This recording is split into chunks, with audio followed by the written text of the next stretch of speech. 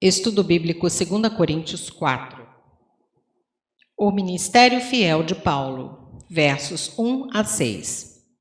Paulo fez seu trabalho de uma maneira transparente e sincera e não pretendia desistir dele.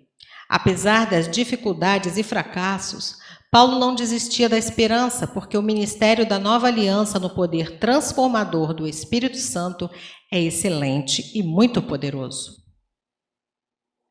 Outros andavam de modo vergonhoso, usando de astúcia e adulterando a palavra de Deus. Adulterar tem o sentido de falsificar e distorcer, e Paulo nunca atenuaria a palavra ou tentaria modificá-la ou distorcê-la somente para o prazer de seus ouvintes. Porém, seus inimigos praticavam esse tipo de fraude. Ele guardava a palavra que diz: importa agradar a Deus e não a homens. 1 Samuel 15, 22 e 23 e 1 Tessalonicenses 2, verso 4. As pessoas cegas continuam perdidas, não enxergando a imagem de Deus em Cristo. Paulo não pregou uma doutrina particular, mas sim o Evangelho de Cristo. Paulo, escolhido por Cristo para ser apóstolo, se colocou na posição de servo dos coríntios, por amor de Jesus. É importante observar nas cartas de Paulo o uso de palavras como servo, submissão, sacrifício, entre outras. Ele mostra uma atitude de humilde serviço que nós devemos imitar. Através de Cristo, conhecemos a glória de Deus.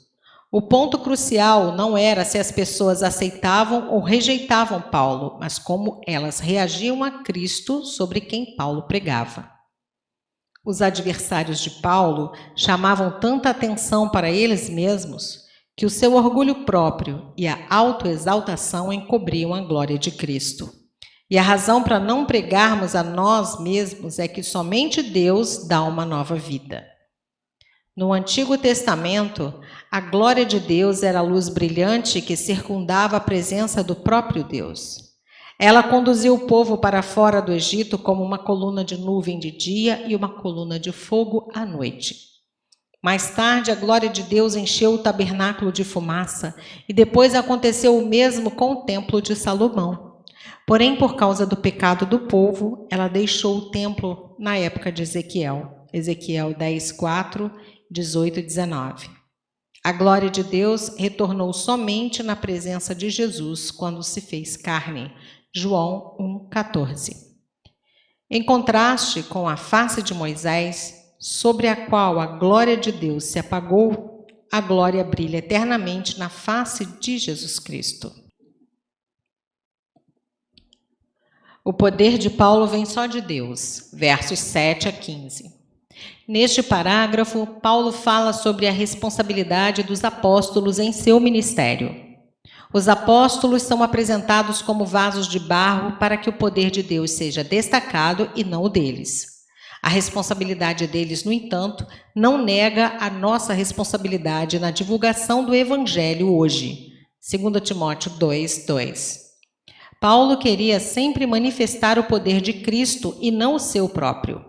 O tesouro que ele fala no verso 7 é o ministério do Evangelho e a glória da nova aliança do Espírito Santo que o acompanha.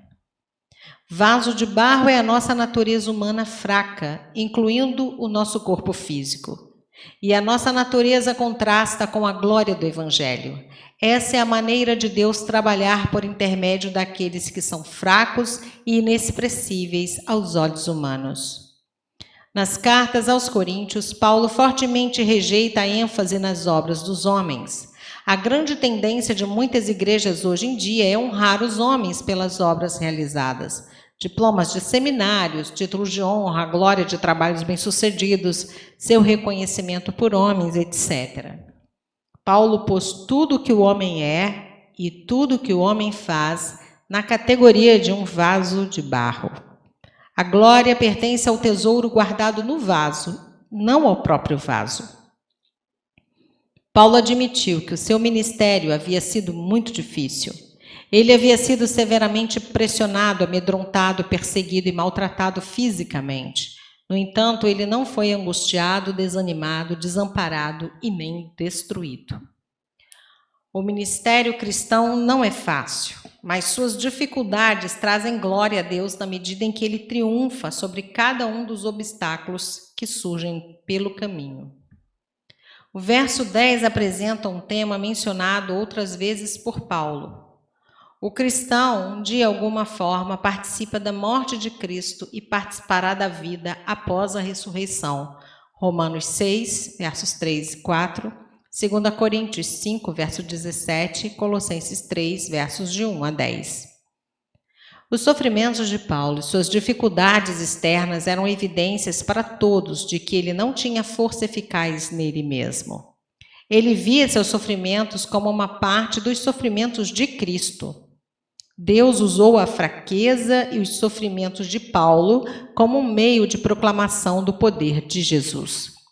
Embora tenha sofrido muitas tentações, o resultado de seu ministério foi o poder da vida e ressurreição espirituais nos outros. No verso 12, vemos que os que recebem a mensagem são abençoados e recebem vida, porque há quem sofra ao levar a eles esse ministério, dando sua vida pela causa do Evangelho. No versículo 13, Paulo resume o sentido de Salmo 116, 10, onde Deus é louvado por ter livrado o seu servo da morte. Nesse contexto, Paulo mostra a mesma confiança. Ele será livrado da morte na ressurreição e todos os que ouvem o Evangelho podem participar da mesma esperança. A glória e a honra de Deus são o objetivo final, mas os passos para alcançar esse objetivo incluem o benefício daqueles que receberam o ministério e o aumento do número de pessoas que se beneficiaram. Quanto mais pessoas redimidas e quanto mais elas são abençoadas, mais Deus recebe honra. O desígnio e efeitos das aflições. Versos 16 a 18. Por causa da sua esperança da ressurreição, Paulo não se desanimava quando contemplava a própria morte. Ele mostrou a sua fé nas promessas de Deus e depositou sua confiança nas coisas eternas e invisíveis.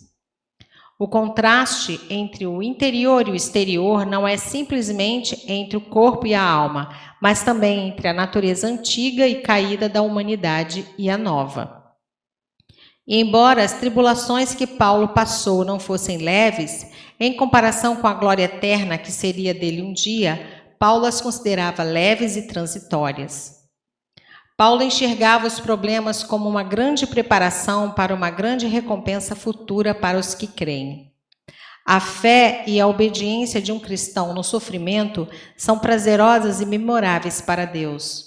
Entretanto, nem todo sofrimento é prazeroso para Deus. Somente aquele que é suportado em fé receberá o louvor de Deus. O mundo invisível é o mais importante, porque ele se tornará os novos céus e a nova terra que herdaremos quando Cristo retornar. O mundo visível em que vivemos agora é passageiro.